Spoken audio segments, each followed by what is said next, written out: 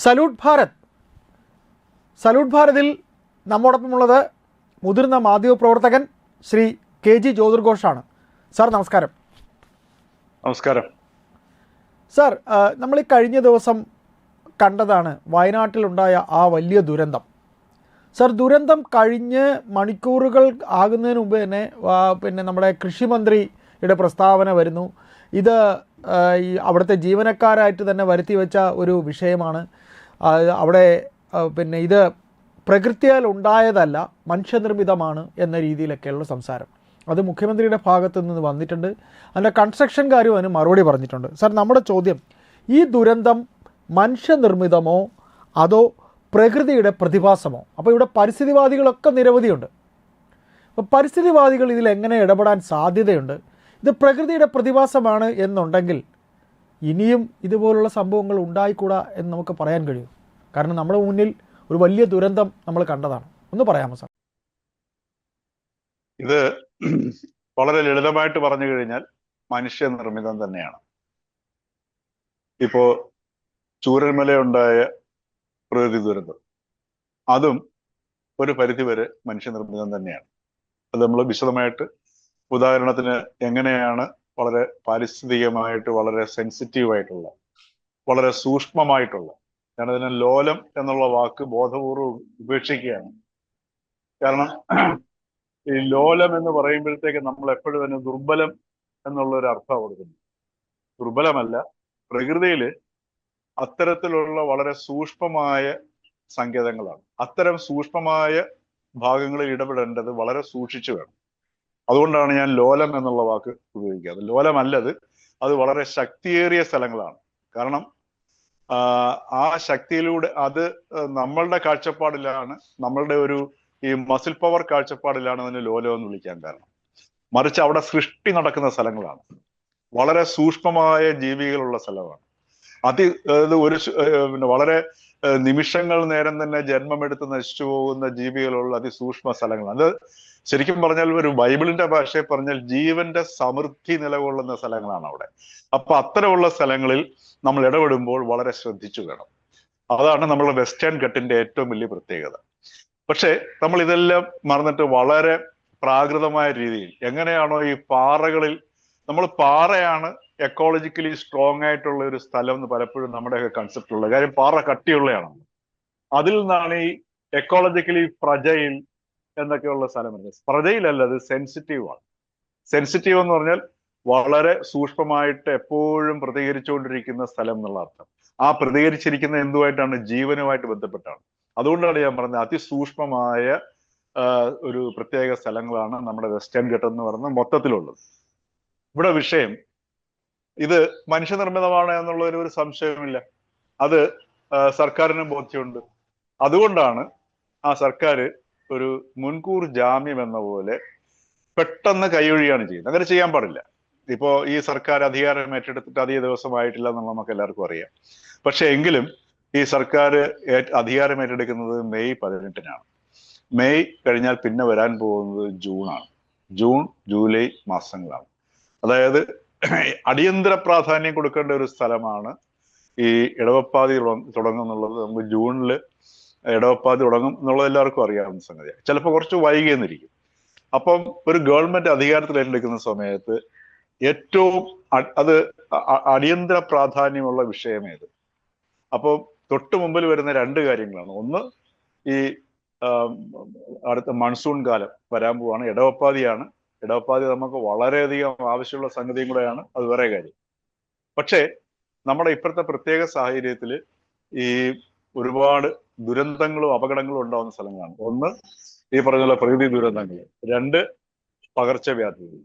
ഈ രണ്ട് സംഗതികളിൽ ശ്രദ്ധ കേന്ദ്രീകരിക്കണം എന്നുള്ളത് ഒരു ഗവൺമെന്റിനെ സംബന്ധിച്ചിട്ട് ഏറ്റവും അടിയന്തര പ്രാധാന്യമുള്ള സ്ഥലമാണ്. വിശേഷിച്ചും ഈ വയനാട് അതിസൂക്ഷ്മമായ ഒരു സ്ഥലമാണ്. അപ്പോൾ അത്തരം ഒരു സ്ഥലത്ത് നമ്മുടെ മുമ്പിൽ ചൂരൽമല നിൽപ്പുണ്ട്. അവിടുത്തെ പുനരധിവാസം പോലും ഇതുവരെ നമുക്ക് പൂർത്തിയായിട്ട് നടത്താൻ കഴിഞ്ഞിട്ടില്ല. അപ്പൊ അതിന്റെ പശ്ചാത്തലത്തിൽ അവിടെ നമ്മൾ ഇടപെടുന്ന സമയത്ത് ഈ പറഞ്ഞതുപോലെ പ്രതിപക്ഷ നേതാവ് VD സതീശനും പറഞ്ഞതാണ്, അവിടെ വ്യക്തമായ പഠനം നടത്താതെ അവിടെ ഈ തുരങ്ക നിർമ്മാണവുമായിട്ട് മുമ്പോട്ട് പോകരുത്. ഇപ്പോ മുഖ്യമന്ത്രി പറയുന്നു 50 കാരണങ്ങളാൽ അവിടെ തുരങ്ക നിർമ്മാണം പാടില്ല എന്ന് പഠനങ്ങളിൽ ലഭ്യമായ തെളിഞ്ഞതാണ്. പക്ഷെ അതിനെയൊക്കെ മറികടന്നുകൊണ്ട് ഈ പറഞ്ഞതുപോലെ 50 കാരണങ്ങളല്ല, 50 കാരണങ്ങൾ പാലിച്ചുകൊണ്ടേ അവിടെ നടത്താവുന്നു. ശരി, ഞാൻ ആദ്യം പറഞ്ഞ തെറ്റിപ്പോയി. കാരണം അവിടെ ഇത്തരത്തിൽ തുരങ്കപാതയ്ക്ക് അനുയോജ്യമല്ലാത്ത ഒരു പ്രദേശമാണെന്നും അതുപോലെ ഈ പാരിസ്ഥിതികമായിട്ട് സൂക്ഷ്മ ഘടകങ്ങൾ നിറഞ്ഞതുമായ പ്രദേശമാണ്. ഫ്രജൈൽ എന്നുള്ള വാക്യാണ് ഉപയോഗിക്കുന്നില്ല, ബോധപൂർവ്വം നേരത്തെ ഞാൻ പറഞ്ഞല്ലോ. അപ്പോ അങ്ങനെയാണ് ഈ കേന്ദ്ര സർക്കാർ 50 നിർദ്ദേശങ്ങൾ മുന്നോട്ട് വെച്ചുകൊണ്ട് ഈ സംസ്ഥാന സർക്കാർ സമ്മർദ്ദം ചെലുത്തിയപ്പോൾ അനുമതി കൊടുത്തു. ഇതിലെ എത്രയൊക്കെ നിർദ്ദേശങ്ങൾ പാലിക്കപ്പെട്ടു, ഏതെല്ലാം നിർദ്ദേശങ്ങൾ നടപ്പിൽ വരുത്തിയിട്ടുണ്ട്, ഇതൊന്നും നമ്മുടെ മുമ്പിൽ നമ്മുടെ വിവരങ്ങളില്ല. അപ്പൊ ഈ ഗവൺമെന്റ് അധികാരത്തിൽ വന്ന ഉടനെ ഈ മൺസൂൺ മുന്നിൽ കണ്ടുകൊണ്ട് ഏറ്റവും ഒന്നാമത്തെ പ്രാധാന്യം നൽകേണ്ടത് വയനാട്, 2 പകർച്ചവ്യാധികൾ. അപ്പൊ ഈ വയനാട്ടിൽ ജൂൺ 20-ന് നിർദ്ദേശം കൊടുത്തു എന്നാണ് പറയുന്നത്. നിർദ്ദേശം കൊടുക്കുകയാണെന്നുണ്ടെങ്കിൽ ഇമ്മീഡിയറ്റ് ആയിട്ട് അവിടുത്തെ ജില്ലാ ഭരണകൂടത്തിന്റെ ഉത്തരവാദിത്തമാണ്, അത് സംസ്ഥാന സർക്കാരിന്റെ ഉത്തരവാദിത്തമാണ് അത് നടപ്പിലാക്കിയോ ഇല്ലയോ എന്നുള്ളത്. കാര്യം ജൂൺ 20-ന് പോലും നമ്മളുടെ ഈ ഇപ്രാവശ്യത്തെ മൺസൂൺ അതിശക്തമായിട്ടില്ല എന്ന് എനിക്ക് തോന്നുന്നു. ആ പ്രദേശത്തേക്ക് ഇപ്പൊ വരുന്നതേ ഉള്ളൂ. ഇപ്രാവശ്യം നമ്മൾ ദുർബലമായ തുടക്കമായിരുന്നു മൺസൂണിന്റെ. അപ്പോ ആ ഒരു പശ്ചാത്തലത്തിൽ ഗവൺമെന്റിന്റെ ഉത്തരവാദിത്തമാണ്. അപ്പൊ ഉദാഹരണത്തിന് അപ്പൊ അവിടെ ഈ നിർമ്മാണ കമ്പനി പറയുകയാണ് ഞങ്ങൾക്ക് ഈ മണ്ണ് ആവശ്യമാണ്, അതുകൊണ്ട് ഞങ്ങളിവിടെ സൂക്ഷിക്കുന്നു എന്ന് പറഞ്ഞിട്ട് കാര്യമില്ല. കാര്യം അവിടെ ഈ കേന്ദ്ര സർക്കാർ നിർദ്ദേശിച്ച 50 മാനദണ്ഡങ്ങൾ പാലിക്കപ്പെട്ടിട്ടുണ്ടോ? ഈ ഇവിടെ തുരങ്കപാത അവിടെ പാറ പൊട്ടിക്കുന്ന സമയത്ത് നമ്മളൊരു കാര്യം മനസ്സിലാക്കണം. ഈ ഭൂമിയുടെ ഒരു തരംഗ വിന്യാസം അല്ലെങ്കിൽ തരംഗ വ്യാപനം എന്ന് പറയുന്നത് നമുക്ക് ഇപ്പോഴും പൂർണ്ണമായിട്ട് പിടികിട്ടാത്തൊരു സംഗതിയാണ്. നമുക്ക് ആ ശൂന്യാകാശത്തിലേക്കും ആകാശത്തിന്റെ ഏത് അതിർത്തികളുടെ മണ്ടലിലേക്കും നമുക്ക് വേണമെങ്കിൽ എത്ര വേണമെങ്കിലും പഠനം നടത്താൻ ഒരു പ്രയാസമില്ല. ഇപ്പോഴും ഒരു 30 മീറ്റർ താഴേക്ക് നമുക്ക് ഭൂമിയുടെ അടിയിൽ എന്താ നടക്കുന്നുള്ളത് വ്യക്തമായിട്ട് അറിയാൻ കഴിയുന്നില്ല. വളരെ പരിമിതമായ ജ്ഞാനം മാത്രമേ നമുക്ക് ഇപ്പോഴും ഭൂമിയുടെ അടിയിൽ കുറിച്ചിട്ടുള്ളൂ. കാര്യം നമുക്കത് ആകാശത്തിലേക്ക് പോകുന്ന നമുക്ക് ഭൂമിയുടെ അടിയിലേക്ക് പോകാൻ പറ്റില്ല. അപ്പോ വളരെ സൂക്ഷ്മമായിട്ട് വേണം ഭൂമിയിൽ നമുക്ക് ഇടപെടേണ്ട സംഗതി. അപ്പൊ അവിടെ ഈ പറഞ്ഞതുപോലെ 50 നിർദ്ദേശങ്ങൾ ഇവിടെ കൊടുത്തിട്ടുണ്ടായിരുന്നു. അത് പാലിച്ചിട്ട് മാത്രമേ ഈ തുരങ്ക നിർമ്മാണം പാടുള്ളൂ എന്ന് പറഞ്ഞു. തീർച്ചയായിട്ടും അവിടുത്തെ അതിന്റെ ഈ വയനാട് മലകളുടെ അവിടെ തുരങ്കം നടത്തുമ്പോൾ സ്വാഭാവികമായിട്ടും അനുരണനങ്ങൾ ഉണ്ടാവും. അവിടുത്തെ മുകളിലത്തെ പാറയുടെ പുറത്തുള്ള മണ്ണിളകാൻ സാധ്യതയുണ്ടാവും. ചൂരൽമല നമ്മുടെ മുമ്പിൽ തെളിവായിട്ട് നിൽപ്പുണ്ട്, മണ്ണിടിഞ്ഞു വീഴുന്നത്. അവിടെ ജനാധിവാസ കേന്ദ്രങ്ങൾ വല്ലാണ്ട് വർദ്ധിച്ചിട്ടുണ്ട്, ജനങ്ങളുടെ ഇടപെടലുണ്ടായിട്ടുണ്ട്. അവിടുത്തെ മണ്ണിൽ കൃഷി നടത്തുന്നതാണ്, വൻമരങ്ങൾ നഷ്ടപ്പെട്ടു പോയിട്ടുണ്ട്. അതുപോലെ തന്നെ യൂക്കാലിറ്റസും മറ്റു മരങ്ങളും ഒക്കെയാണ് ഒരുപാട് മരങ്ങൾ വെട്ടിമുറിച്ച് നടപ്പിലാക്കിയിട്ടുള്ളത്. അങ്ങനെ അവിടുത്തെ എക്കോസിസ്റ്റം കംപ്ലീറ്റ് തകർന്ന ഒരവസ്ഥയിലാണ് എന്നുള്ളത് ഒരു പഠനവും നടത്താതെ ആർക്കും തിരിച്ചറിയാവുന്ന സംഗതിയാണ്. അപ്പൊ അത്തരം ഒരു സ്ഥലത്ത് ഇത്തരത്തിലൊരു തുരങ്ക നിർമ്മാണം നടത്തുമ്പോൾ അതിന്റെ സ്വാഭാവികമായിട്ട് അതിന്റെ അനുരണനങ്ങൾ അവിടുത്തെ മണ്ണിലുണ്ടാവും. അപ്പം ഈ ഒരു പശ്ചാത്തലത്തിൽ രണ്ടായാലും അവിടെ ഒരു മണ്ണ് കുത്തനെ ഒലിച്ചു വരുന്ന ഈ പറഞ്ഞ പോലെ ഇപ്പം നമുക്ക് പലപ്പോഴും ഈ ക്ലൗഡ് ബേസ്റ്റ് ആണ് ഉണ്ടാവുന്നത്, മേഘവിസ്ഫോടനങ്ങളാണ് നമുക്ക് പലപ്പോഴും മഴ കൊണ്ടുണ്ടാവുന്നത്. അതും നമ്മുടെ ഈ ക്ലൈമറ്റ് ചേഞ്ച് കൊണ്ട് വന്നിരിക്കുന്ന ഒരു മാറ്റമാണ്. അത് നമ്മൾ നേരത്തെ കണ്ടതാണ്. കേരളത്തിൽ ഇപ്പം പല സ്ഥലങ്ങളിലും അങ്ങനെയാണ് നടക്കുന്നത്. ചുരുങ്ങിയ സമയം കൊണ്ട് വൻതോതിൽ മഴ പെയ്യുന്നു. പക്ഷെ ഇവിടെ വെറും 220 അപ്പുറം ഉള്ള ഒരു സെന്റിമീറ്റർ മഴയെ നടന്നിട്ടുള്ളൂ. ചെറിയ തോതിലുള്ള ഒരു ശരാശരി മഴയെ നമുക്ക് പറയാൻ പറ്റത്തുള്ളൂ. അപ്പം അവിടെ ഈ വലിയൊരു ക്ലൗഡ് ബേസ്റ്റിനെ പോലും നമ്മൾ മുൻകൂട്ടി കണ്ടുകൊണ്ട് വയനാടിൽ നമ്മൾ ഇടപെടേണ്ട സ്ഥലമാണ്. അവിടെ 20-ാം തീയതി സർക്കാർ ജില്ലാ ഭരണകൂടം നിർദ്ദേശം കൊടുത്തു എന്ന് പറഞ്ഞു. എന്തുകൊണ്ട് അത് മാറ്റപ്പെട്ടു എന്ന് ജില്ലാ ഭരണകൂടം ഉറപ്പാക്കിയില്ല? അവിടെയാണ് നമ്മുടെ ഗവൺമെന്റിന്റെ പവർ എന്ന് പറയുന്നത്. ഇപ്പൊ ആ കമ്പനി പറയുകയാണ് ഞങ്ങൾക്ക് ഈ മണ്ണ് ആവശ്യമുണ്ട്. ശരിയായിരിക്കാം, നിങ്ങൾക്ക് ആവശ്യമുണ്ട്. പക്ഷെ അതിനനുസൃതമായ ഒരു സ്ഥലം കണ്ടെത്തിയിട്ട്, ഒന്നുമില്ലെങ്കിൽ എവിടെയാണോ പ്ലെയിൻ ആയിട്ടുള്ള സ്ഥലം, മൈതാനങ്ങൾ എവിടെയാണോ ഉള്ളത്, ചിലപ്പോൾ ഒരു പക്ഷേങ്കിൽ അടിവാരത്തായിരിക്കാം, ചിലപ്പോൾ കോഴിക്കോടായിരിക്കാം, അത് ഗവൺമെന്റ് കണ്ടെത്തിയിട്ട് അവിടെ മാറ്റാനായിട്ട് നിർദ്ദേശം കൊടുക്കുകയോ അതല്ലെങ്കിൽ പ്രത്യേക അധികാരം ഉപയോഗിച്ച് അവിടെ നിന്ന് മാറ്റുകയോ മാറ്റിപ്പിക്കുകയോ ചെയ്യാൻ ഉത്തരവാദി ഗവൺമെന്റ് ആണ്. അല്ലെ? അത് ഇവിടെ ഗവൺമെന്റ് നിർവഹിച്ചിട്ടില്ല. അതിൽ നിന്നുള്ളൊരു കുറ്റബോധത്തിൽ മറയ്ക്കാനാണ് ആദ്യമേ ഇത് തള്ളിയങ്ങ് മാറ്റി. അത് ശരിയല്ല. ഒരു ഗവൺമെന്റ് എന്ന് പറയുന്നത് നമ്മുടെയൊക്കെ ഇത് നമുക്കൊക്കെ ഈ വരുന്ന ഈ ഇത്തരം സ്ഥാനങ്ങളിലിരിക്കുന്ന ഉദ്യോഗസ്ഥർക്ക് പോലും അല്ലെ കളക്ടർമാർക്ക് പോലും അത്തരത്തിലുള്ള ഒരു ബോധം ഉണ്ടാവണമെന്നുണ്ടെങ്കിൽ ഇത്തരം സന്ദർഭങ്ങളിൽ നമുക്ക് വീഴ്ച പറ്റി. ഇവിടെ നമുക്ക് ആരെയും ശിക്ഷിക്കുക എന്നുള്ളത് മാത്രമല്ല നമ്മുടെ മുമ്പിലുള്ള ലക്ഷ്യം. ഇനി ഇത് ആവർത്തിക്കാതിരിക്കുക എന്നുള്ളതാണ്. നമുക്ക് ഒരു ചൂരൽമല ഉണ്ടായിക്കഴിഞ്ഞാൽ അടുത്തത് ആവർത്തിക്കാതിരിക്കുക എന്നുള്ളതാണ് നമ്മുടെ മുമ്പിലുള്ള ലക്ഷ്യം. അതിന് ഉത്തരവാദികളായ ഒരുപാട് ഉത്തരവാദപരമായിട്ടുള്ള ഒരുപാട് ഘടകങ്ങളുണ്ടാകാം, ഉത്തരവാദികളുണ്ടാകാം, ഒക്കെ ശരി തന്നെ. പക്ഷെ അതിന് നമുക്ക് അതിൻ്റെതായ രീതിയിലൂടെ ഇപ്പൊ അതല്ല സമയം.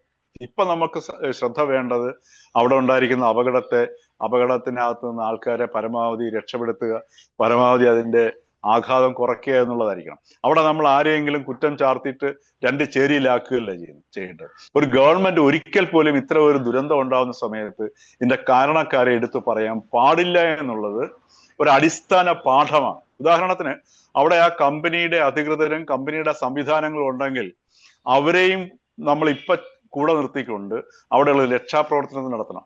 മറിച്ച് ഈ അപകടം കേട്ട ഉടനെ ഇത് മനുഷ്യനിർമ്മിതമാണെന്ന് പറയുമ്പോഴേക്കും സ്വാഭാവികമായിട്ടും അവിടെയുള്ള ആ കമ്പനിയുടെ അധികൃതരുടെ ഉദ്ദേശം തങ്ങളുടെ ഭാഗത്ത് തെറ്റില്ല എന്ന് വരുത്തി തീർക്കാനുള്ള ശ്രമത്തിലേക്ക് മാറും. അവിടെ രക്ഷാപ്രവർത്തനത്തിൽ നിന്ന് മാറി തങ്ങളുടെ സ്വയം രക്ഷയിലേക്ക് അവർ മാറും. അതുകൊണ്ടാണ് ഇത്തരം ദുരന്ത സംഭവങ്ങൾ ഉണ്ടാകുന്ന സമയത്ത് പ്രധാനപ്പെട്ട ഭരണാധികാരികളോ അല്ലെങ്കിൽ മുഖ്യമന്ത്രിയോ പ്രധാനമന്ത്രിയോ അങ്ങോട്ട് പോകാൻ പാടില്ല. അവിടെ ഏറ്റവും ദൂരെ നിന്നുകൊണ്ട് ഈ രക്ഷാപ്രവർത്തനങ്ങൾ ഏകോപിപ്പിച്ച് ഗംഭീരമായി നടത്തുക എന്നുള്ളതാണ് ലക്ഷ്യം. അപ്പോൾ ഇവിടെ പെട്ടെന്ന് തന്നെ നമ്മൾ മുഖ്യമന്ത്രിയും അതുപോലെ തന്നെ അവിടെ പിന്നെ കൃഷിമന്ത്രിയും മറ്റു മന്ത്രിമാരും ഗവൺമെന്റ് പറയുകയാണ് ഇത് മനുഷ്യനിർമ്മിതമാണ്. പക്ഷെ ഇപ്പൊ പറയുന്നത് എന്താണ്? അവിടെ നിന്ന് മലയിടിച്ചിലുണ്ടായി. അത് എന്തുകൊണ്ട് ഇടിച്ചിലുണ്ടായി? ഒരു പക്ഷേങ്കിൽ അവിടുത്തെ തുരങ്കത്തിന്റെ പ്രകമ്പനം കൊണ്ട് മേൽമണ്ണിളകിയതെല്ലാം നമുക്ക് പറയാൻ പറ്റൂ. അത് അന്വേഷണത്തിൽ മാത്രമേ അറിയാൻ പറ്റത്തുള്ളൂ. അപ്പൊ അവിടുന്ന് മല ഇടിഞ്ഞു വരുന്ന ആ ഒരു ആഘാതത്തിൽ ആ വെറും ശരാശരി മഴയിൽ തന്നെ മല ഇടിഞ്ഞു എന്ന് പറയുമ്പോൾ അവിടുത്തെ മേൽമണ്ണിന്റെ അത് നമുക്ക് ആ വിഷ്വൽസ് കാണുമ്പോൾ കാണാൻ പറ്റും. മല ഇടിഞ്ഞു വരുന്നത് ആ മല ഇടിഞ്ഞ വെറും ഒരു ശരാശരി മഴയാണ് ഇപ്പൊ പെയ്തിരിക്കുന്നത്. ഈ ശരാശരി മഴയിൽ ഇത്രയും മലയിടിച്ചിലുണ്ടായി വെള്ളവുമായിട്ട് അതിന്റെ ഫോഴ്സ് വന്ന് ഇളക്കിയിട്ടിരിക്കുന്ന മണ്ണിലേക്ക് വീഴുമ്പോൾ സ്വാഭാവികമായിട്ടും ഒഴുകി വരും. അവിടെ ഇത് ഈ മണലിന്റെ കൂട്ടിയിടൽ ഉണ്ടായിരുന്നില്ലെങ്കിൽ ഇതിന്റെ വ്യാപ്തി കുറയ്ക്കാമായിരുന്നു. നമ്മൾ കണ്ടതാണ്. അല്ലെ? അത്രേ ഉള്ളൂ. ചിലപ്പോ ഒരു പക്ഷെ ഒരു മലയിടിച്ചിൽ ഉണ്ടാവുമായിരുന്നെങ്കിലും ഇതൊരു വലിയ മലയിടിച്ചിലൊന്നും ഉണ്ടായിട്ടില്ല. ഒരു ഉരുൾപൊട്ടലിന്റെ ഒരു ആഘാതമൊന്നും നമുക്ക് അവിടെ കാണാൻ പറ്റുന്നില്ല. ഉരുൾപൊട്ടൽ എന്ന് പറയുമ്പോൾ മല ഉണ്ടായിട്ടുള്ള ചെറിയൊരു സ്ലൈഡ് ഉണ്ടായി. പക്ഷെ അതിന്റെ ആ ഒരു വീഴ്ചയുടെ ആഘാതത്തിലും ജലത്തിന്റെ ഒഴുക്കിലും ആണ് ശരിക്കും പറഞ്ഞു കഴിഞ്ഞാൽ അവിടെ ആ ഒരു അപകടം ഉണ്ടായിരിക്കുന്നത്. നമുക്കൊരു സാധാരണ ഒരു ശരാശരി സാമാന്യ ബുദ്ധി വെച്ച് നോക്കിയാൽ മനസ്സിലാക്കാൻ പറ്റും. അപ്പൊ അവിടെ ഈ മണ്ണ് അവിടെ കൂട്ടിയിട്ടിരുന്നത് ഏതെങ്കിലും സുരക്ഷിതമായ സ്ഥലത്തേക്ക് മാറ്റണം. 20-ാം തീയതി ഉത്തരവിട്ട് കഴിഞ്ഞാൽ അവിടുത്തെ ജനങ്ങളുടെ ഈ ഒരു സുരക്ഷ കണക്കിലെടുത്തുകൊണ്ട് വയനാടിന്റെ പ്രത്യേക പരിസ്ഥിതി മനസ്സിലാക്കിക്കൊണ്ട് ഒരു പക്ഷേങ്കിൽ ഈ ഇടപെടുകയാണ് സാറേ. സാർ ഞാൻ ഒരു ചെറിയ കാര്യം ചോദിച്ചോട്ടെ. അതായത് ഇപ്പോ ഇന്ന് മുഖ്യമന്ത്രി തന്നെ പറഞ്ഞതാണ് 50-ലധികം കാരണങ്ങൾ ഈ ചുരം നിർമ്മിക്കാൻ പാടില്ല എന്ന രീതിയിൽ പറഞ്ഞു എന്ന് പറയുന്നു. സാർ ഒരു സർക്കാർ തുടങ്ങിയെന്ന് വെച്ച് പാരിസ്ഥിതിക പ്രശ്നം ഉണ്ടാകുന്ന വിഷയമാണെങ്കിൽ എന്തിനിങ്ങനെയുള്ള കാര്യങ്ങളിലേക്ക് ഈ തുടർ നടപടികളിലേക്ക് ഈ സർക്കാർ പോകണം? അത് അവർക്ക് ചിന്തിച്ചുകൂടെ? ഇങ്ങനെയുള്ള പറയണം സാർ. അല്ല, അവിടെ ഞാൻ കാണുന്ന ഒരു പ്രശ്നം, ഇപ്പൊ നമ്മുടെ മുമ്പിലുള്ള പ്രശ്നം അവിടെ കൂട്ടിയിട്ടിരിക്കുന്ന മണലും അവിടുത്തെ ജനങ്ങളുടെ മണ്ണും അവരുടെ സുരക്ഷിതത്വമാണ്. അപ്പൊ ആ സുരക്ഷിതത്വത്തിന് ശരിക്കും പറഞ്ഞു കഴിഞ്ഞാൽ ഇപ്പൊ നടക്കുന്ന രക്ഷാപ്രവർത്തനത്തിന്റെ ഒരു 10% ശ്രദ്ധ ഈ ജില്ലാ ഭരണകൂടം അതല്ലെങ്കിൽ സർക്കാർ നടത്തിയിരുന്നു എങ്കിൽ ഈ ദുരന്തം നമ്മളൊരു പക്ഷെ ചെറിയൊരു വാർത്തയായിട്ട് മാത്രം നമുക്ക് വായിക്കാമായിരുന്നു. അതായത് വയനാട് മീനാക്ഷി പാടത്ത് അതല്ലെങ്കിൽ കള്ളാടിയിൽ മലയിടിച്ചിലുണ്ടായി, ചെറിയ തോതിൽ മലയിടിച്ചിലുണ്ടായി. ഇത് ഈ തുരങ്ക നിർമ്മാണത്തിന്റെ പ്രകമ്പനം കൊണ്ടാണെന്ന് കരുതപ്പെടുന്നു. അതുകൊണ്ട് ഇതിന് വിശദമായ പഠനത്തിന് ശേഷം മാത്രമേ നടത്താൻ പാടുള്ളൂ എന്ന് സമൂഹത്തിൽ നിന്നും അഭിപ്രായം ഉണ്ടാകുമായിരുന്നു. ഗവൺമെന്റിന് അത് ചെയ്യാമായിരുന്നു. ഇവിടെ ഇത് ഇത്രയും ആഘാതത്തിന്റെ വ്യാപ്തി കൂടാൻ കാരണം ജനവാസ കേന്ദ്രത്തിനോട് ഈ സ്ലോപ്പായിട്ടുള്ള സ്ഥലമാണല്ലോ ഈ അതെ പിന്നെ ഈ വയനാട് എന്ന് പറയുന്നത്. അതെ സർ അവിടെ ഈ മണ്ണ് വൻതോതിൽ കൊണ്ട് ഇട്ടിരുന്നു. അവിടെ ഷൂട്ട് ക്രിയേറ്റിംഗ് എന്ന് പറയുന്ന ഒരു പ്രക്രിയയാണ് ചെയ്തതെന്നും നെയിലിംഗ് ആണ് ചെയ്തതെന്നും പറയുന്നു. നെയിലിംഗ് എന്ന് പറഞ്ഞാൽ നമ്മൾ ഈ ട്രെയിനിലും ബസ്സിലും ഒക്കെ യാത്ര ചെയ്യുമ്പോൾ അറിയാം, വലിയ ഉയരമുള്ള സ്ഥലത്തൊക്കെ ഒരു ഒരു വേലി, കമ്പി കൊണ്ടൊരു വേലി പോലെ കെട്ടി പതിച്ചു വെച്ചിരിക്കുന്ന സംഗതി, അതാണ് നെയിലിംഗ് എന്ന് പറയുന്നത്. അപ്പൊ ഈ നെയിലിംഗ് നടത്തിയിട്ട് അതിന്റെ പുറത്ത് ഈ കോൺക്രീറ്റ് ഷൂട്ട് ചെയ്യുന്നത്, അതുകൊണ്ടാണ് ഷൂട്ട് ക്രിയേറ്റിംഗ് എന്നാണ് അത്ര ഇത് പറയുക. അപ്പൊ ഈ ഷൂട്ട് ക്രിയേറ്റിംഗ് നടത്തി ആണ് ഈ മണ്ണിട്ടിരിക്കുന്നത്. അതൊക്കെ ഒരുവിധോടെ കിടക്കുകയും ചെയ്യുന്നുണ്ട്. പക്ഷെ എങ്കിലും അവിടെ ഉണ്ടായിരുന്ന ലൂസായിട്ടുള്ള മണ്ണാണ് ഇതിന്റെ ആഘാതം വർദ്ധിപ്പിച്ചിരിക്കുന്നത്. അത് നമ്മൾ ആ ലോറിയൊക്കെ, ടാങ്കർ ലോറിയൊക്കെ നിരങ്ങി വരുന്നത് കാണുമ്പോൾ നമുക്കറിയാൻ കഴിയുന്നു. അപ്പൊ ഇവിടെ യുദ്ധകാല അടിസ്ഥാനത്തിൽ ഈ വയനാട്ടിൽ മഴയ്ക്ക് മുമ്പായിട്ട് അത് ഇനിയും വേണ്ടി വരുന്ന സംഗതിയാണ്. ഇനിയും വേണ്ടി വരുമെന്ന് പറഞ്ഞാൽ സദാ ജാഗരൂകരായിരിക്കേണ്ട ഒരു വിഷയമാണ് വയനാട്. കാര്യം നമ്മുടെ വെസ്റ്റേൺ ഘട്ടം എന്ന് പറയുന്നത് ആകെ നശിച്ച ഒരു അവസ്ഥയിലാണ്. അതായത് പല സ്ഥലങ്ങളിലും ഈ മലയുടെ ഹൃദയം തകരുന്നത് പോലെയാണ് അവിടെ ക്വാറി പ്രവർത്തനം നടക്കുന്നത്. നമ്മുടെ വെസ്റ്റേൺ ഘട്ടം എന്ന് പറഞ്ഞു കഴിഞ്ഞാൽ ജൈവ വൈവിധ്യങ്ങളുടെ ഒരു സമൃദ്ധി കൊണ്ട് എന്താ പറയുക, ലോകത്തിൽ തന്നെയുള്ള അപൂർവം സ്ഥലങ്ങളിൽ ഒന്നാണ് ഈ വെസ്റ്റേൺ ഘട്ടം അല്ലെങ്കിൽ പശ്ചിമഘട്ടം എന്ന് പറയുന്നത്.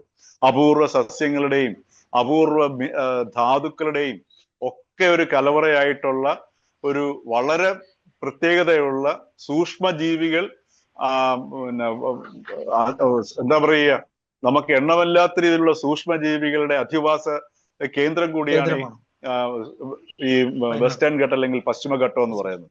ഉദാഹരണത്തിന് എൻ്റെ ഒരു സുഹൃത്ത് പറഞ്ഞതാണ്, ഈ കുളത്തുപ്പുഴയുള്ള ചിത്രശലഭങ്ങളുടെ പാർക്കുണ്ട്. ആ പാർക്കില് ഒരു വളരെ കുറച്ച് സമയം മാത്രം ജന്മമെടുത്ത് നശിച്ചു പോകുന്ന ശലഭങ്ങളുണ്ട് അത്രേ. അതുകൊണ്ട് അവിടെ ആ പാർക്കിലേക്ക് പോകുന്ന സമയത്ത് ചില സ്ഥലങ്ങളിൽ പോകുമ്പോൾ നമ്മൾ ഒച്ചത്തിൽ ശബ്ദം പോലും ഉണ്ടാക്കാൻ പാടില്ല. കാരണം ആ ശബ്ദത്തെ പോലും പ്രതിരോധിച്ച് നിൽക്കാൻ ശേഷിയുള്ള സൂക്ഷ്മ ജീവികളല്ല അത് സൂചിപ്പിക്കുന്നത് ജീവന്റെ ഏറ്റവും ഒരു ലോലമായ സൂക്ഷ്മ ജീവിക്ക് പോലും ജന്മമെടുക്കാൻ പറ്റുന്ന ഒരു പാരിസ്ഥിതിക അന്തരീക്ഷമാണ് അവിടെ നിലനിൽക്കുന്നുള്ളതാണ്. അത് കാണിക്കുന്നത് ബൈബിളിന്റെ ഭാഷയിൽ പറഞ്ഞാൽ ജീവന്റെ സമൃദ്ധിയാണ് കാണിക്കുന്നത്. അത് ശക്തിയും കൂടെയാണ്. ഈ ശക്തിയാണ് നമ്മൾ ഈ ലോലം എന്ന് പറയുന്നത്. ലോലമല്ലത്, അത് സൂക്ഷ്മമാണ്. അപ്പോ അത്തരത്തിലുള്ള വൈവിധ്യമാർന്ന പ്രദേശമാണ് ഈ വെസ്റ്റേൺ ഘട്ടം എന്ന് പറയുന്നത്. അത് ഇപ്പൊ തന്നെ ആകെ തകർന്നിരിക്കുന്നതിന്റെ, അതിന്റെ ആവാസ വ്യവസ്ഥ തകർന്ന് തരിപ്പണമായതിന്റെ ലക്ഷണമാണ് ഇപ്പൊ നമ്മൾ കേരളത്തിൽ കാണുന്ന മനുഷ്യരും വന്യമൃഗങ്ങളും തമ്മിലുള്ള ഈ എന്താ പറയുക പോരാട്ടം എന്ന് പറയുന്നത്. കാരണം കാട്ടിനുള്ളിൽ ആവാസ വ്യവസ്ഥ നമ്മൾ തകർത്തു കഴിഞ്ഞു. അതിന്റെ പരിസര പ്രദേശം, അതാണ് ഗാഡ്ഗിൽ റിപ്പോർട്ട് വളരെ സൂക്ഷ്മമായിട്ട് ഇപ്പൊ നടക്കുന്ന ഓരോ സംഗതികളും ഗാഡ്ഗില് അദ്ദേഹത്തിന്റെ റിപ്പോർട്ടില് അക്കമിട്ട് പറഞ്ഞിട്ടുണ്ട്. ഈ ഹ്യൂമൻ വൈൽഡ് ലൈഫ് കോൺഫ്ലിക്റ്റ് തുടങ്ങി ഇത്തരത്തിലുള്ള ഈ വെസ്റ്റേൺ ഘട്ടിന്റെ നാശങ്ങളെല്ലാം അക്കമിട്ട്, ഇത്തരം സംഗതികൾ ഇപ്പൊ ചൂരൽമലയൊക്കെ ഗാഡ്ഗിൽ കണ്ടിട്ടാണോ എഴുതിയതെന്ന് നമുക്ക് തോന്നിപ്പോവും. ഇപ്പൊ ഗാഡ്ഗിൽ ജീവിച്ചിരിപ്പില്ല. അപ്പൊ അത്രയ്ക്ക് സൂക്ഷ്മമായ ഒരു സ്ഥലമാണ്. അപ്പൊ അതുകൊണ്ട് ഈ ഇപ്പൊ നമ്മുടെ മുമ്പിൽ ഇപ്പൊ നമുക്ക് ഇനി ഒരിക്കലും പഴയ അവസ്ഥയിലേക്ക് വെസ്റ്റേൺ ഘട്ടിനെ കൊണ്ടുപോകാൻ പറ്റുമെന്ന് വെച്ച് കഴിഞ്ഞാൽ പറ്റത്തില്ല. പക്ഷെ ഇവിടെ വെച്ച് നമുക്ക് ഈ വെസ്റ്റേൺ ഘട്ടിനെ അമിതമായിട്ട് ദുരുപയോഗപ്പെടുത്തുന്നത് ഉപേക്ഷിക്കുകയും അതോടൊപ്പം തന്നെ ഇതിനകത്ത് നിന്ന് ഈ ചൂരൽമലയുടെ പശ്ചാത്തലത്തിൽ അവിടെയുള്ള ജനങ്ങളുടെയും അവിടുത്തെ ഉള്ള വന്യമൃഗങ്ങളുടെയും ഒപ്പടെ അവിടുത്തെ ഉള്ള ആവാസ വ്യവസ്ഥയ്ക്ക് പരമാവധി നാശം കുറച്ചു കൊണ്ടുവരാവുന്ന രീതിയിലുള്ള തീരുമാനങ്ങൾ എടുക്കുകയും ചെയ്യുന്ന ഉത്തരവാദി ഗവൺമെന്റാണ്. ഇപ്പൊ ജൂൺ 20 ഇത് മാറ്റാൻ നിർദ്ദേശം കൊടുത്തു. ഈ നിർദ്ദേശം അത് പാലിച്ചോ ഇല്ലയോ എന്നുള്ളത് നോക്കേണ്ടത് ആരാണ്? സർക്കാരാണ്. തീർച്ചയായിട്ടും സർക്കാരാണ്, ഒരു സംശയമില്ലാത്ത കാര്യമാണ്. ഇന്നിപ്പോ നമ്മൾ സംസാരിക്കുന്നത് ജൂലൈ 8-ാം തീയതിയാണ് സംസാരിക്കുന്നത്. അപ്പോ ഒരാഴ്ചക്കകം അവിടെ നിന്നുള്ള, ഇപ്പൊ ജൂൺ 20-നാണെങ്കിലും ജൂൺ 27-നകം അവിടെ നിന്നുള്ള മണ്ണ് മാറ്റിയിരിക്കണം. കാരണം ഇപ്പൊ മണ്ണ് മാറ്റാനൊന്നും പണ്ടത്തതുപോലെ ആൾക്കാർ തലയിൽ ചുമന്ന് ലോറിക്കകത്തിടേണ്ട ആവശ്യമൊന്നുമില്ല. വെറും മിനിറ്റുകൾ മതി ഈ ടിപ്പർ ലോറികൾ നിറച്ചുവിടാനായിട്ട്. നമ്മൾ രാവിലെ 8 മണിക്ക് മുമ്പ് കാണുന്നില്ലേ റോഡിലൊക്കെ? ഇപ്പൊ കൊട്ടാരക്കര ഒരു ടിപ്പർ അപകടം ഉണ്ടായില്ലേ? അപ്പൊ രാവിലെ വളരെ കുറച്ച് സമയം മതി ഈ മണ്ണൊക്കെ മാറ്റാനായിട്ട്. അപ്പൊ അതുകൊണ്ട് ഇപ്പോഴത്തിലുള്ള ആധുനിക ഈ പറഞ്ഞ പോലെ ഈ പ്രൊക്ലൈമറൊക്കെ ഉപയോഗിച്ച് വളരെ അനായാസമായിട്ട് നമുക്ക് ഇത് മാറ്റാവുന്നതേ ഉള്ളൂ. അപ്പൊ അടിയന്തരമായിട്ട് ഇത്ര 7 ദിവസത്തിനകമെങ്കിലും അല്ലെങ്കിൽ 27-ാം തീയതിക്ക് മുമ്പ് ഈ ഇളക്കിയ മണ്ണ് മുഴുവൻ ഏതെങ്കിലും സുരക്ഷിതമായ സ്ഥലത്ത് കൊണ്ട് മാറ്റണം. അവിടെ പറയുകയാണ് സ്ഥലം ഞങ്ങൾക്ക് ഇല്ല എന്ന് പറഞ്ഞാൽ ജില്ലാ അതോറിറ്റീസ് കാണിച്ചു കൊടുക്കണം, ഇന്നടത്ത് കൊണ്ട് ഇടൂ എന്ന് പറയണം. ഇട്ടില്ല എന്നുണ്ടെങ്കിൽ പ്രത്യേക പവേഴ്സ് ഉപയോഗിക്കാനുള്ള അവകാശം നമ്മളുടെ സർക്കാരിന് നമ്മൾ ജനങ്ങൾ കൊടുത്തിട്ടുണ്ട്. അതായത് ഇന്ത്യൻ പാർലമെന്റും അതേപോലെ തന്നെ കേരള നിയമസഭയും ഒക്കെ പാസ്സാക്കിയ നിയമമാണ് ഗവൺമെന്റിന്റെ അധികാരം എന്ന് പറയുന്നത്. അവിടെ ഉപയോഗിക്കാൻ വേണ്ടിയിട്ടാണ്. അത് ഉപയോഗിച്ച് 7 ദിവസത്തിനകം 7 ദിവസമൊന്നും വേണ്ട ഇത്രയും മണ്ണ് മാറ്റുന്നത്. ഇപ്പൊ തന്നെ നമ്മൾ മണിക്കൂറുകൾ മതി, ഇന്നത്തെ സാങ്കേതിക വിദ്യ അനുസരിച്ച് അത് മതി. അപ്പോ അത് ചെയ്തില്ല. അപ്പൊ ഉടനെ തന്നെ ഗവൺമെന്റ് പറയുകയാണ് ഞങ്ങൾ നിർദ്ദേശിച്ചിരുന്നു. നിർദ്ദേശം കൊണ്ട് എന്തെങ്കിലും സാധ്യതയുണ്ടാവൂ? നിർദ്ദേശം നടപ്പിലാക്കുമ്പോൾ മാത്രമേ അതിനകത്ത് പ്രയോജനം ഉണ്ടാവത്തുള്ളൂ, അല്ലേ? നിർദ്ദേശം കൊടുക്കാൻ ആൾ വേണം, അത് നടപ്പിലാക്കാൻ ആൾ വേണം. അതോടൊപ്പം തന്നെ ഈ കരാർ ഏറ്റെടുത്തിരിക്കുന്ന കമ്പനി ബ്ലാക്ക് ലിസ്റ്റിൽപ്പെട്ട കമ്പനിയാണ്. അപ്പൊ അതും അന്വേഷിക്കണം. അതും പറഞ്ഞതുപോലെ ജില്ലാ ഭരണാധികാരി, ജില്ലാ ഭരണകൂടത്തിനും പാളിച്ച പറ്റി, ഗവൺമെന്റിന് പാളിച്ച പറ്റി. ഗവൺമെന്റ് എന്ന് പറഞ്ഞാൽ ജില്ലാ ഭരണകൂടമാണ്. ഉദാഹരണത്തിന് ഈ കമ്പനിയുടെ പ്രസിഡൻസ് എങ്ങനെയാണ് അവരുടെ മുൻകാല ചരിത്രം? അവർ ബ്ലാക്ക് ലിസ്റ്റ് ചെയ്യപ്പെട്ട കമ്പനിയാണ്, പല കാരണങ്ങളിൽ ബ്ലാക്ക് ലിസ്റ്റ് ചെയ്യപ്പെട്ട കമ്പനിയാണ്.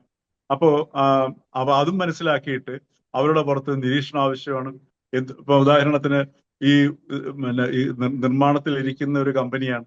അപ്പൊ അതുകൊണ്ട് അവർക്ക് പെട്ടെന്ന് ഇപ്പം ഈ സാമഗ്രികൾ സംഘടിപ്പിക്കേണ്ട ആവശ്യമൊന്നുമില്ല. കാരണം ഈ മണ്ണ് ഈ പ്രത്യേക സ്ഥലത്ത് കൊണ്ടുപോയി ഇങ്ങനെ സൂക്ഷിക്കുന്നതിനുള്ള പ്രൊക്ലൈമേഴ്സ് അല്ലെങ്കിൽ ഈ മണ്ണ് മാന്തി എടുത്തിരുന്ന നമ്മളിപ്പോ ഇവിടെ പറയുന്നത് നമ്മൾ JCB എന്നാ പറയുന്നത്. JCB ഒരു കമ്പനിയുടെ പേരാണ്, എങ്കിലും അങ്ങനെയാണ് അറിയപ്പെടുന്നത്.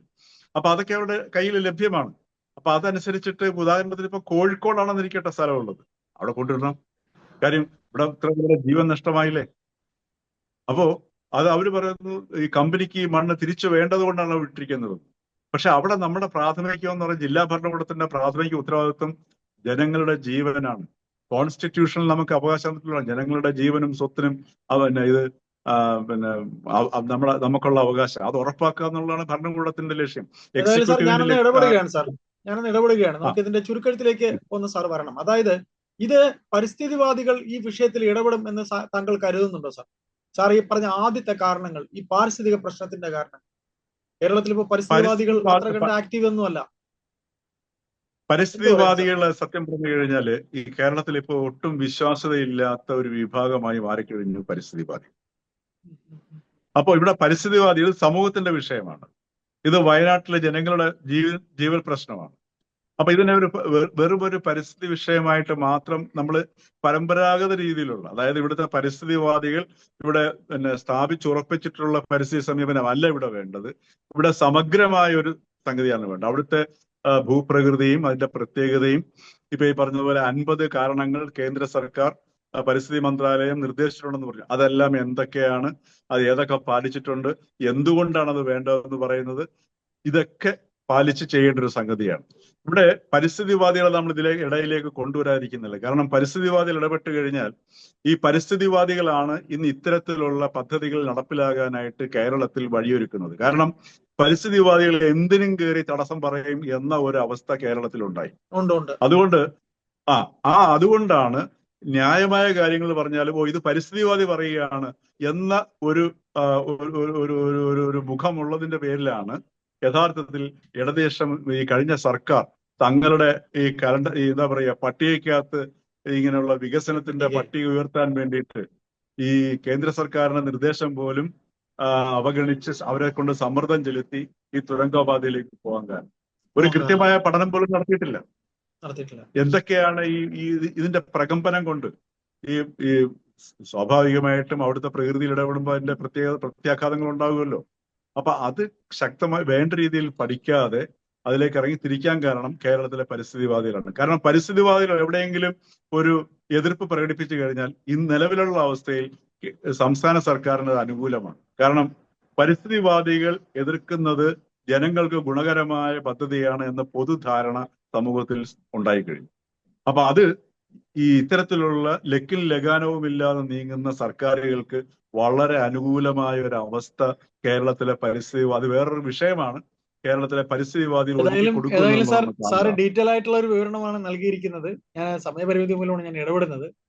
അപ്പോൾ സാറ് അതുകൂടെ പറഞ്ഞ് അവസാനിപ്പിക്കണം സാർ. എന്താണ് സാർ ഇതിപ്പോ മനുഷ്യനിർമ്മിതം തന്നെയാണ് എന്ന് തന്നെയാണ് സാറിന് പറയാനുള്ളത് അല്ലെ? ഇതിനകത്ത് ഒരു സംശയവും വേണ്ട, 100% മനുഷ്യനിർമ്മിതമാണ്. ആ മനുഷ്യനിർമ്മിതത്തിനകത്ത് അതിന്റെ റെസ്പോൺസിബിലിറ്റി, ഉത്തരവാദിത്വം എന്ന് പറയുന്നത് സംസ്ഥാന സർക്കാരിന്റെ ഉത്തരവാദിത്വം, അതിനൊരു സംശയമില്ല. കാര്യം ഇനി ഇതിപ്പോ നമ്മൾ ഏറ്റെടുത്തില്ല എങ്കിൽ നാളെ അടുത്ത മൺസൂണിനും ഇതേപോലുള്ള സംഭവങ്ങൾ ഉണ്ടാവും. കാര്യം ഇത് നമ്മൾ സർക്കാർ ഏറ്റെടുക്കുമ്പോൾ മാത്രമേ ജില്ലാ കളക്ടർമാർക്ക്, ജില്ലാ ഭരണാധികാരികൾക്ക് ആ ഒരു ഉത്തരവാദിത്വം വരുള്ളൂ. ഇതുപോലെ എന്തെങ്കിലും സംഭവിച്ചു കഴിഞ്ഞാൽ സംസ്ഥാന സർക്കാരിന്റെ അല്ലെങ്കിൽ ജില്ലാ ഭരണകൂടത്തിന്റെ ഉത്തരവാദിത്വമാണെന്ന് തിട്ടപ്പെടുത്തുമെന്നുള്ള ബോധം വരുമ്പോൾ മാത്രമേ ഭാവിയിലും ഈ വേണ്ട സമയത്ത് വേണ്ട നടപടി സ്വീകരിക്കാൻ ജില്ലാ ഭരണകൂടങ്ങൾക്ക് ഉള്ള ഒരു ധൈര്യം ഉണ്ടാവുകയുള്ളൂ. അതുകൊണ്ടാണ് ഞാൻ പറയുന്നത്. അപ്പൊ അല്ലാതെ ഗവൺമെന്റിനെ കുറ്റപ്പെടുത്താൻ വേണ്ടിയല്ല ഞാൻ ഈ പറയുന്നത്. മറിച്ച് ഇത് ഭരണകൂടത്തിന്റെ ഉത്തരവാദിത്തമാണ്. ഇനി ഇതുണ്ടാവാൻ പാടില്ല.